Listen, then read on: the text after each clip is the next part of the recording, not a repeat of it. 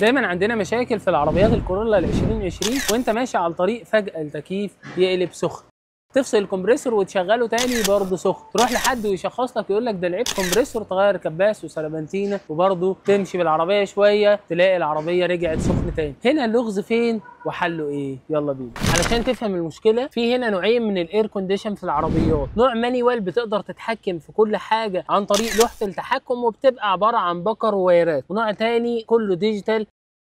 كل اللي عليك ان انت لو انت هتتحكم في دايره السخن بتجيب على الكول وبتبدا المواتير تقلب العربيه ساقع لوحديها او تقلب سخن على حسب رغبتك، بس التحكم ديجيتال.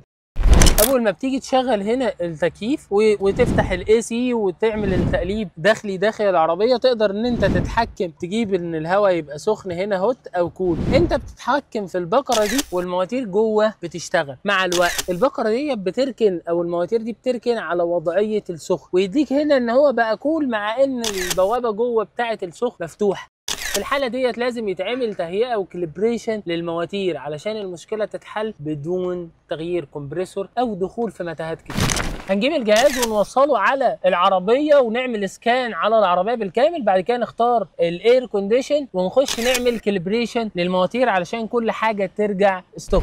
بعد ما شغلنا التكييف كده نقفل الإزاز، ولو عندك أي حاجة تاني اسأل عمار. السلام عليكم.